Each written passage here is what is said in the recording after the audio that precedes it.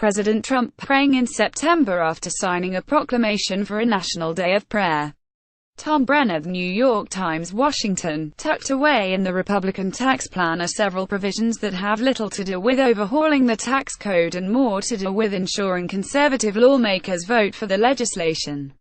The 400-plus-page bill released Thursday includes changes that would codify the rights of unborn children, allow tax-exempt religious organizations to engage in political activities, and impose hurdles for immigrants seeking to claim refundable tax credits.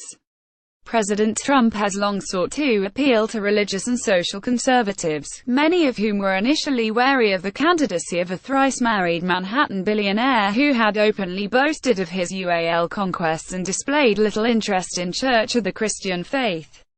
At a Values Voter Summit meeting here last month, Mr. Trump said he was committed to stopping cold the attacks on Judeo-Christian values and said the country's religious heritage would be cherished, protected and defended like you have never seen before. The tax bill seems to deliver on that front. Among the biggest wins for social conservatives is the inclusion of the words unborn child in the legislation. The language is contained in an innocuous provision related to education savings vehicles, so-called 529 plans, which are state-sponsored, tax-free investment funds that allow families to put aside money for a child's college education. The provision explicitly allows expectant parents to designate a child in utero as a beneficiary of a 529 plan. Parents have long been able to set up 529 accounts for an unborn child, but the provision accomplishes what anti-abortion activists have long sought. It enshrines into federal law the recognition of the unborn. An unborn child means a child in utero, the provision states. A child in utero means a member of the species Homo sapiens, at any stage of development, who is carried in the womb. Marjorie Tannen Felsher, the president of the Susan B. Anthony List, which opposes abortion rights, said the addition of the words unborn child was a major victory for their movement. It is fantastic because the unborn child is appropriately represented in the tax code, she said.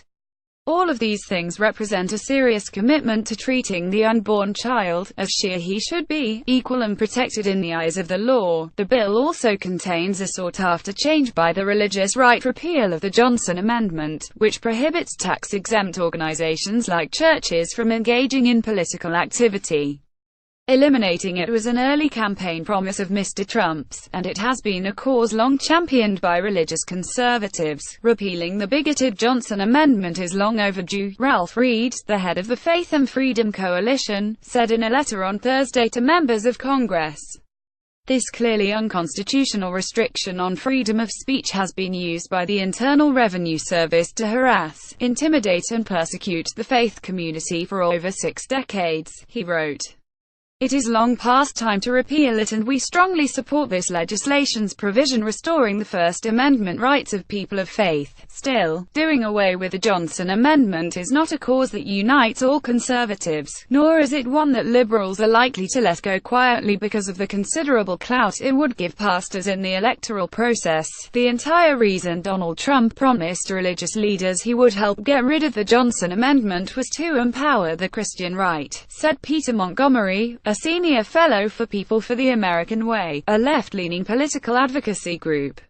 Other aspects of the bill would make it harder for immigrant parents to claim the refundable child tax credit, even if their children were born in the United States.